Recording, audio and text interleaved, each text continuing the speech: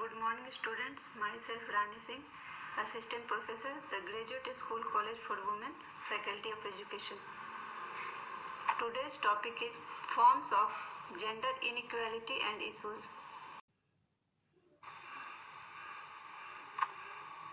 General inequalities मतलब लैंगिक असमानता। आज हम लोग लैंगिक असमानता एवं इसके प्रकार के बारे में अध्ययन करेंगे। पुल्लिंग और स्त्रीलिंग एक जैविक तथ्य है। यदि इस तथ्य के साथ किसी प्रकार की असमानता जोड़ दी जाती है तो यह एक सामाजिक तथ्य बन जाता है जिसे लैंगिक असमानता कहा जाता है। अंग्रेजी के शब्द सेक्स और जेंडर के लिए हिंदी में लिंग शब्द का ही प्रयोग होता है, जिसके कारण बहुधा उन्हें एक ही मान लिया जाता है। वास्तव में दोनों में बहुत अंतर है। वस्तुतः हम भारत के लोग 21वीं शताब्दी के भारतीय होने पर गर्व करते हैं, लेकिन बेटा पैदा होने पर खुशी का जश्न मनाते हैं और अगर एक बेटी का जन्म हो जाए तो शांत हो जाते हैं। लड़की के लिए इतना ज़्यादा प्यार कि लड़कों के जन्म की चाह में हम प्राचीन काल से ही लड़कियों को जन्म के समय या जन्म से पहले ही मारते आ रहे हैं, और अगर वो नहीं मारी जाती तो हम जीवन भर उनके साथ भेदभाव के अनेक तरीके ढूंढ लेते हैं। हम देवियों की पूजा तो करते हैं पर महिलाओं का शोषण करते हैं। जहाँ तक महिलाओं के संबंध में हमारे दृष्टिकोण का सवाल है तो हमारा समाज दोहरे मानकों का एक ऐसा समाज है जहाँ हमारे विचार और उपदेश हमारे कार्यों से भिन्न हैं। लैंगिक असमानता का तात्पर्य लैंगिक आधार पर महिलाओं के साथ भेदभाव से है। परंपरागत रूप से समाज में महिलाओं को कमजोर वर्ग के रूप में देखा जाता रहा है।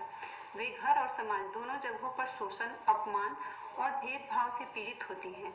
महिलाओं के खिलाफ भेदभाव दुनिया में हर जगह प्रचलित है। लैंगिक असमानता के कारण प्रसिद्ध समाजशास्त्री सिल्विया बाल्बे के अनुसार पितृसत्ता सामाजिक संरचना की ऐसी व्यवस्था है जिसमें पुरुष महिला पर अपना प्रभुत्व जमाता है, उसका दमन करता है और उसका शोषण करता है। और भारतीय समाज में लिंग असमानता का मूल कारण इसी पितृसत्तात्मक व्यवस्था में निहित है। महिलाओं का शोषण भारतीय समाज की सदियों पुरानी संस्कृति परिघटना है। पितृसत्तात्मक व्यवस्था में अपनी वैधता और स्वीकृति हमारे धार्मिक विश्वासों, चाहे वो हिंदू, मुस्लिम या किसी अन्य धर्म से ही क्यों ना हो, सबसे प्राप्त की है।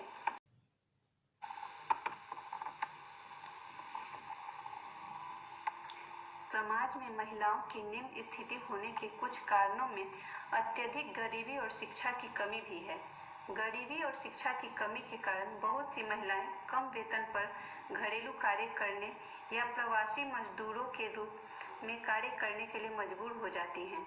महिलाओं को कुछ न केवल असमान वेतन दिया जाता है बल्कि उनके लिए कम कौशल की नौकरियां पेश की जाती हैं जिनका वेतनमान बहुत कम होता है।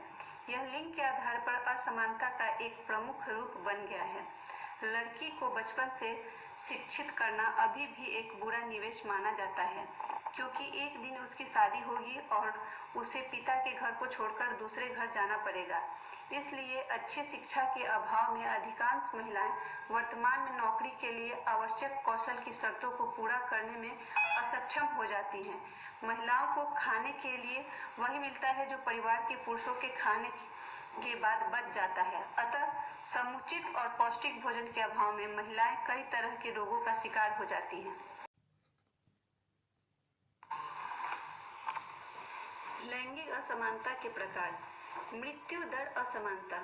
विश्व के अनेक क्षेत्रों में स्त्रियों और पुरुषों में असमानता का एक बर्बर प्रकार सामान्यतः स्त्रियों के उच्च मृत्यु दर में परिलक्षित होता है, जिसके परिणाम स्वरूप कुछ जनसंख्या में पुरुषों की जनसंख्या अधिक हो जाती है। प्रसूतिक असमानता। गर्भ में ही बच्चे के लिंग को ज्ञात करने संबंधी आधुनिक तरीकों की उपलब्धता ने लैंगिक असमानता के इस रूप को जन्म दिया है। लिंग परीक्षण द्वारा यह पता लगाकर कि होने वाली शिशु लड़की है तो उसका गर्भपात कर दिया जाता है। मौलिक सुविधा असमानता। मौलिक सुविधाओं की दृष्टि से भी अनेक देशों में पुरुषों और स्त्रियों में असमानता अस्पष्ट देखी जा सकती है। कुछ वर्ष पहले तक अफगानिस्तान में लड़कियों की शिक्षा पर पाबंदी थी, अतः ऐसे बहुत सारे मौलिक सुविधाओं के अभाव में स्त्रियों को अपनी प्रतिभा दिखाने का अवसर नहीं मिल पाता। विशेष अवसर असमानता।